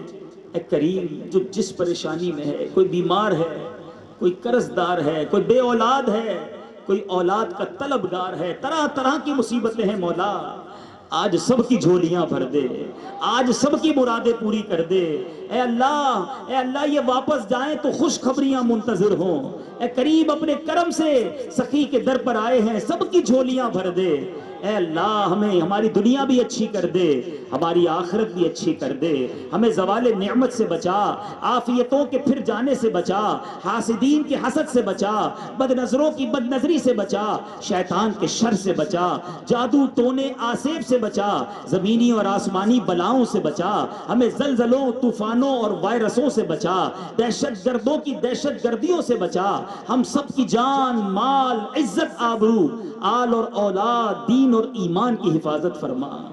اللہم ربنا تقبل منا انک انت السمیع العلیم وتب علینا یا مولانا انک انت التواب الرحیم۔ اللہم رب یسر ولا تعسر وتمم علینا بالخیر یا فتاح وبک نستعین۔ اے اللہ ہماری دعوت اسلامی کو ترقیاں عطا فرما، قبلہ امیر اہل سنت اور تمام علماء اور مشائخ اہل سنت اور ہمارے والدین کا سایہ ہمارے سروں پر تا دیر قائم و دائم فرما۔ ہم میں سے جن کے والدین یا والدین میں سے کوئی ایک دنیا سے چلے گئے، اے اللہ ان کی مغفرت فرما، ان کی قبروں کو جنت کا باغ بنا، اے اللہ ان کی بے حساب مغفرت فرما۔ اے کریم جتنے ہاتھ اٹھے ہیں آج سب کی مرادیں پوری کر دے، سب کی جھولیاں بھر دے۔ کہتے رہتے ہیں دعا کے واسطے بندے تیرے، کر دے پوری آرزو ہر بے قصو مجبور کی۔ اے اللہ جن اسلامی بھائیوں نے، جن انتظامیہ والوں نے آج یہ اجتماع سجایا اور سجانے میں تعاون کیا، اے اللہ سب کا سینہ مدینہ بنا دے، سب کو اس کی بہترین جزا عطا فرما۔ برکت ان اللہ وملائکتہ یصلون علی النبی یا ایہا الذین آمنوا صلوا علیہ وسلموا تسلیما۔ صلی اللہ علی النبی النبی وآلہ صلی اللہ علیہ وسلم صلاۃ و سلام علیک یا سیدی یا رسول اللہ۔ جب دم واپسی ہو یا اللہ، سامنے ہو روضہ رسول اللہ اور لب پہ ہو لا الہ الا اللہ محمد الرسول اللہ۔ صلاۃ و سلام علیکم۔